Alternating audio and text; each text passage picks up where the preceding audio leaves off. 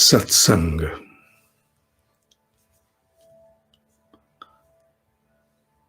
नाद का योगी ओम की ध्वनि को, ओम के गुंजन को एक सेतु बनाकर, पुल बनाकर, ब्रिज, और धीरे धीरे उस तरंग के द्वारा अपने ही अंतर जगत में आध्यात्मिक यात्रा आरंभ करता है।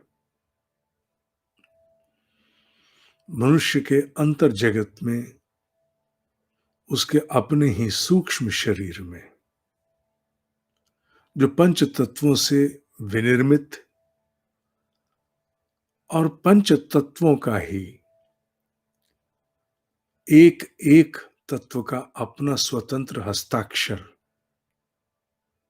भी इस शरीर में विद्यमान है। दिखने वाला शरीर मूल रूप से सभी पंच तत्वों का एक मिला जुला समुच्चय, सामूहिक स्वरूप है। कण कण में पंच तत्व हैं, पर मनुष्य के सूक्ष्म शरीर में ज्ञानियों के द्वारा बताया गया।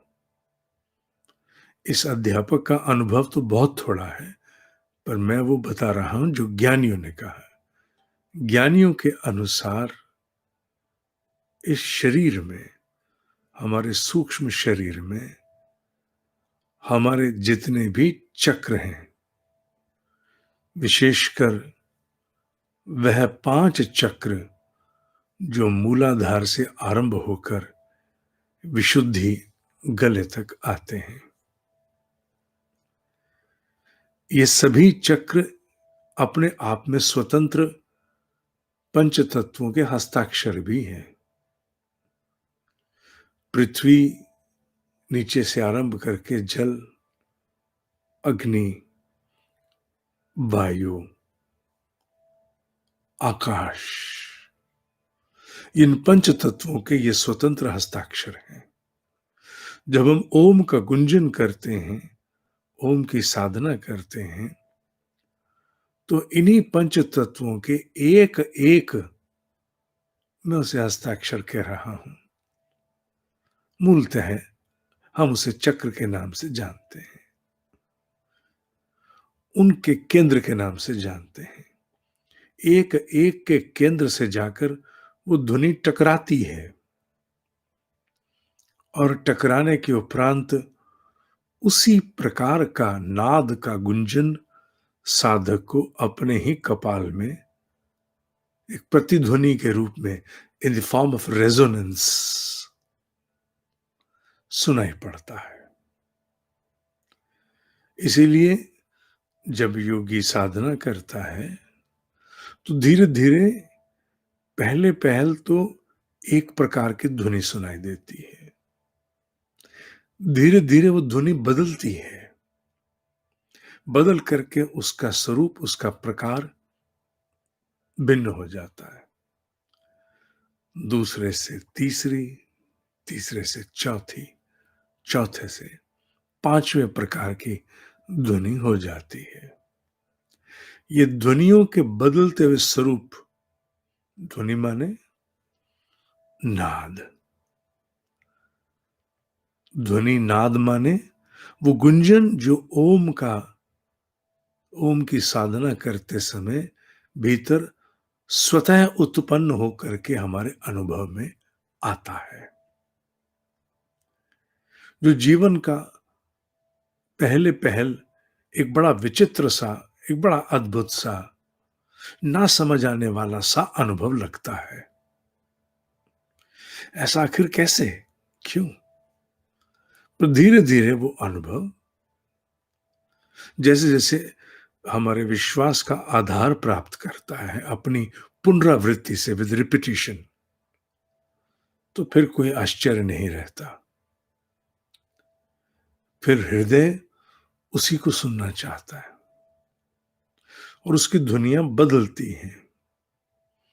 बदलती ध्वनियां इस बात का प्रतीक हैं कि अब अमुक तत्व के चक्र से टकराकर नहीं उत्कर्ष हुआ है। उस तत्व से शोधन प्राप्त कर ऊपर आया साधक, अब अगले तत्व पर है।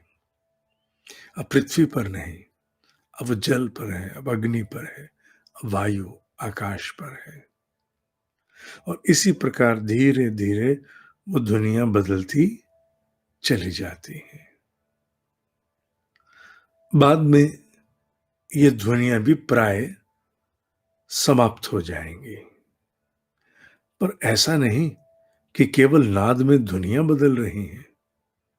ज्यों ज्यों ध्वनियां बदलती हैं, त्यों त्यों जीवन में, अनुभव के क्षेत्र में, पूरे जीवन में नहीं, पूरा जीवन तो बाहर भी है ना, वहां हमारा नियंत्रण नगण्य सा है। भीतर के अनुभव के जगत में बहुत बड़े परिवर्तन आरंभ हो जाते हैं। ज्यों ज्यों ये नाद के गुंजन की दुनिया बदलती है, ये सब मैं अनुभव से बोल रहा हूं, ये पढ़ा हुआ नहीं है, अनुभव से।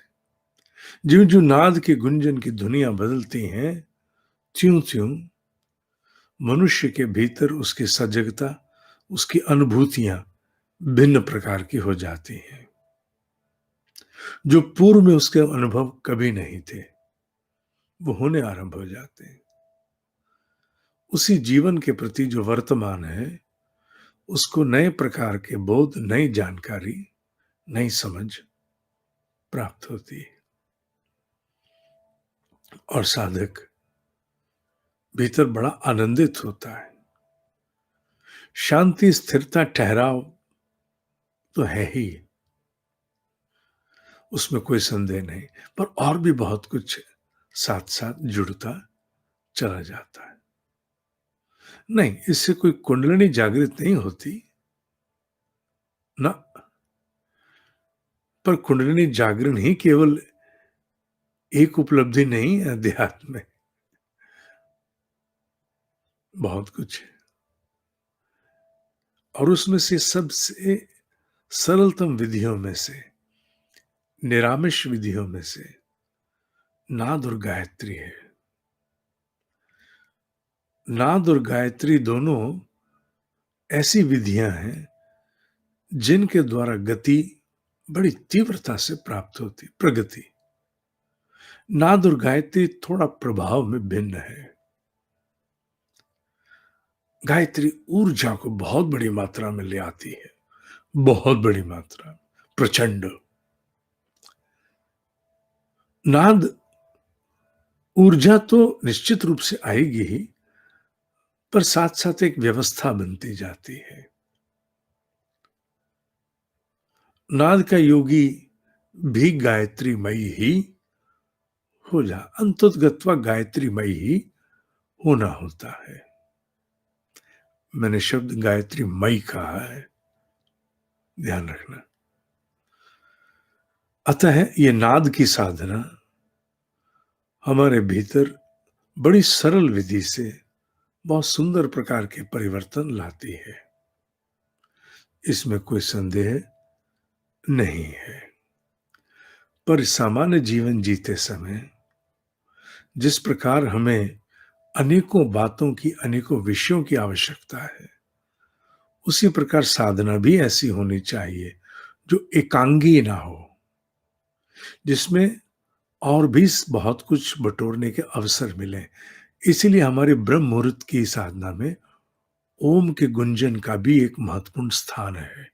केवल वही नहीं है, क्योंकि हमें एक सर्वांगीण स्तर पर और भी बहुत कुछ प्राप्त करना है। पर जब योगी एक मुख होकर के, एक उद्देश्य को समर्पित होकर के, सब छोड़ करके केवल साधना में ही चले जाते हैं, तब वो एक पर ही आधारित हो जाते हैं। तब उन्हें आवश्यकता नहीं रहती, पर उसके लिए पूरे जीवन से उनको, अर्थात बाहर की सक्रियता से उन्हें थोड़ा विराम लेना पड़ता है। अतः आज ओम के विषय में उल्लेख किया। पूर्व में भी हम सत्संग में इसका एक उल्लेख बड़े सुंदर रूप से कर चुके हैं कि कैसे श्रीमद् भगवत गीता में भी इसका प्रथम अध्याय में उल्लेख आया है। ये पूर्व के सत्संग में सुनाया जा चुका, पर अनेकों साधक जुड़ते हैं ना, नए साधक बड़ी मात्रा में जुड़ते हैं, तो उनके लिए भी इसके ज्ञान का एक सत्संग पुनः करने का मन है।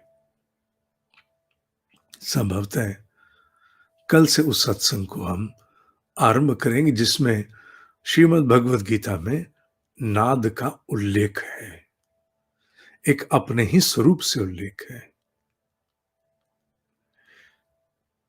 सत्संग में इतना ही।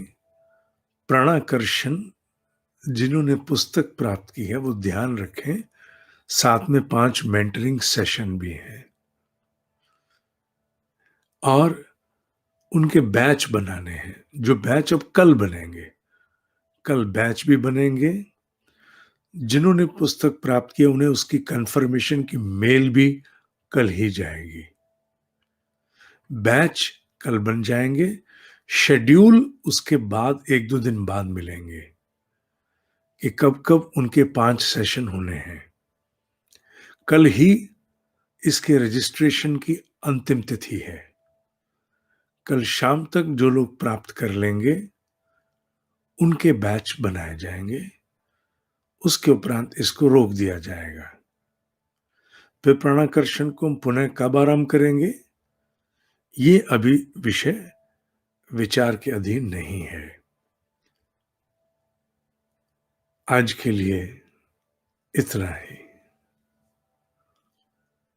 ओम ही सत्य है। हाँ, बीच में ईशा उपनिषद के लिए मॉनिटरिंग कार्यक्रम के साधक अब अच्छी मात्रा में उस लिंक पर अपनी स्वीकृति दे चुके हैं। आशा करता हूं जो नहीं दे पाए उस लिंक पर आके बताएं कि हमें सुबह चाहिए या शाम को चाहिए, क्योंकि मैं दोनों को ध्यान में रखना चाहता हूं। जो प्रातः चाहते हैं उनको, जो सायं चाहते हैं उनको भी, दोनों को ध्यान में रखना चाहता हूं। और अगर आप ईशा उपनिषद पर अपने इच्छा नहीं व्यक्त करेंगे तो फिर मैं जैसा कह चुका समझूंगा आप इच्छुक नहीं है। ओम ही सत्य है। ओम ही सत्य है। ओम ही सत्य है।